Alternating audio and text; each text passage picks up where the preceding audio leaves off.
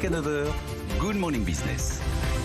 Et effectivement, comme vous le disiez Christophe, c'est une start-up qui rachète l'entité d'un groupe du CAC 40 et c'est pas si souvent. Ismaël Ould est avec nous, bonjour. Bonjour. Vous êtes président, cofondateur de Wind qu'on connaît bien. Vous allez nous réexpliquer ce que vous faites et vous rachetez une filiale donc de BNP Paribas Simag. Rappelez-nous ce que Wind fait et ce que, en termes d'activité, Simag va vous apporter. Alors, nous, on est éditeur de logiciels. On est une plateforme omnicanal qui gère de l'encaissement et de la préparation des commandes. Concrètement, on permet chaque jour à des acteurs comme Carrefour de préparer des milliers de commandes pour vous les livrer, par exemple en express, depuis le point de vente, ou à des acteurs comme Orange de gérer des millions de prises de rendez-vous pour se rendre en boutique.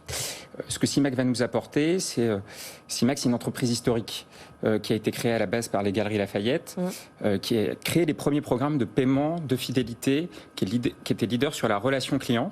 Donc ils vont nous apporter leurs briques d'encaissement, de promotion, de fidélité et aussi 200 talents qui vont rejoindre nos équipes. Donc c'est comme un morceau de puzzle en fait, c'est-à-dire que vous étiez déjà présent sur la relation client, mais eux étaient peut-être plus développés sur ce domaine-là, et donc vous allez avoir toute la chaîne de la gestion du client, de sa fidélisation, jusqu'à son achat, la logistique et la livraison. Toute la chaîne de commande pour vos clients qui sont des distributeurs. Et vous le disiez aussi, 200 salariés compétents, en ce moment, c'est une denrée rare. On achète aussi ça, on achète aussi les talents, en fait. Effectivement, une entreprise, quand elle a besoin de grandir, on parle beaucoup de levée de fonds, mais le premier fuel, c'est les talents qui nous permettent d'avancer, de délivrer la promesse et de continuer à grandir. Nous, Wind, notre promesse, c'est d'accélérer la transformation omnicanal des retailers. Et donc, l'intérêt d'avoir cette offre à 360, c'est de vraiment pouvoir asseoir le modèle omnicanal. Et l'omnicanalité, depuis la crise du Covid, là on vient de voir que ça s'est totalement accéléré. Pour un retailer, il faut absolument très bien gérer ses ventes en magasin et en ligne avec les mêmes outils. En quoi ces profils que vous allez récupérer finalement, ces 200 personnes, sont intéressantes ? Il y a ce côté difficulté de recrutement en ce moment certainement, mais il y a aussi leur localisation, notamment à ces salariés. Effectivement, c'est de l'emploi en région. Donc c'est génial parce qu'il y en a pour tous les goûts. Il y a des équipes qui sont à Rungis, il y a des équipes qui sont à Brest, il y a des équipes qui sont à Sofia, Antipolis et Nice. Et effectivement, les scale-up comme nous, notamment je discutais avec beaucoup d'autres du Next 40, c'est vrai que Paris devient très vite saturé. Et pour se développer, il y a de vrais pôles de compétences, des vrais pôles d'expertise en région. Et c'est aussi ça qu'on est parti chercher. Vous faites cette acquisition sans lever de fonds, vous faites sur fonds propres. Ça veut dire que les 112 millions d'euros que vous aviez levés en 2019 suffisent pour acquérir Simag. Effectivement. Alors, on a eu une très belle croissance depuis notre levée de fonds de 2019. On a décidé de la financer en fonds propres. Et avec tout ça, on arrive à la rentabilité à la fin de l'année. Donc, ça valide bien notre modèle. Ça valide aussi l'effet volume. Il faut qu'on atteigne une certaine taille justement pour atteindre cette rentabilité. Et c'est une très belle opération pour nous.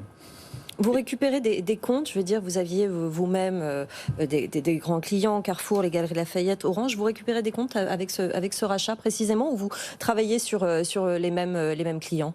Alors, on avait une certaine base de clients communs. C'est comme ça qu'on s'était connus. On avait déjà intégré nos logiciels et on récupère effectivement plus de 50 nouveaux clients, des très beaux noms comme Fnac Darty en France ou comme Sonae qui est par exemple leader de la distribution au Portugal. Effectivement, ça nous permet d'étendre notre fichier client, étendre notre expertise.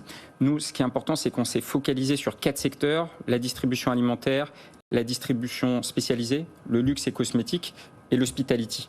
Et c'est vrai que Simag nous apporte des clients sur ces 4 secteurs. Pour l'instant, vous êtes France, Espagne aussi, Dubaï, Maroc. Il y a d'autres ouvertures de marché en vue ?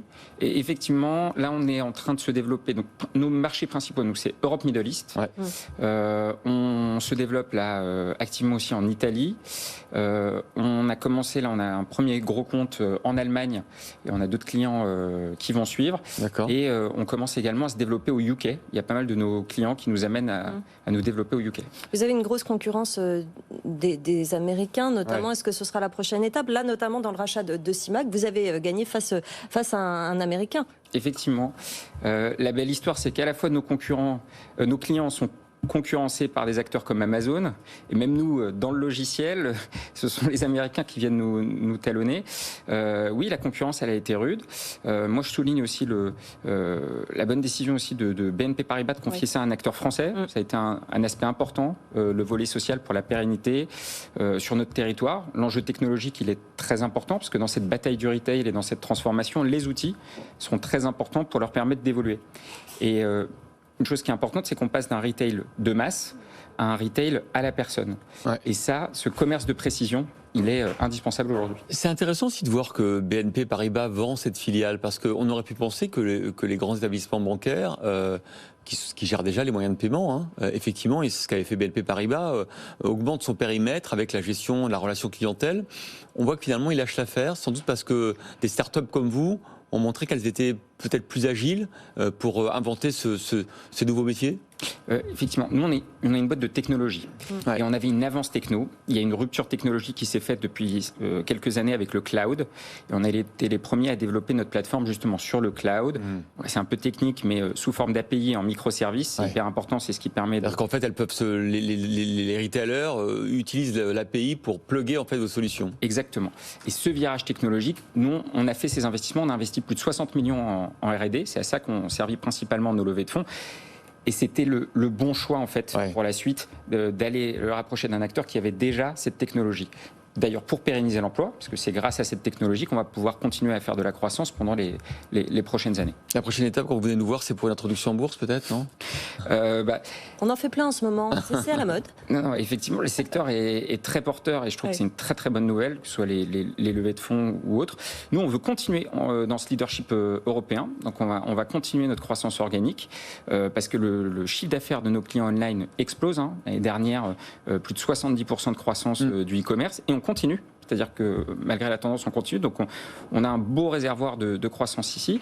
Et on va continuer aussi à se développer via le M&A. Parce que c'est quelque chose qu'on a appris là récemment et on n'a pas envie de s'arrêter là. Donc d'autres acquisitions. Effectivement. Et ça fera peut-être des fonds, peut-être. Il faudra peut-être des fonds. Oui, mais nous, cette logique de fonds, ce qui est intéressant quand vous regardez nos actionnaires... Vous avez les moyens de le faire, quoi. Effectivement, on a les moyens et on recherche toujours avant tout un partenaire qui va être capable de nous accompagner avant la partie financière. Écoutez, en tout cas, bravo Ismaël Houl, fondateur et président de Win, pour cette belle acquisition, capacité à devenir ce leader européen à laquelle vous aspirez. Merci à vous. Merci.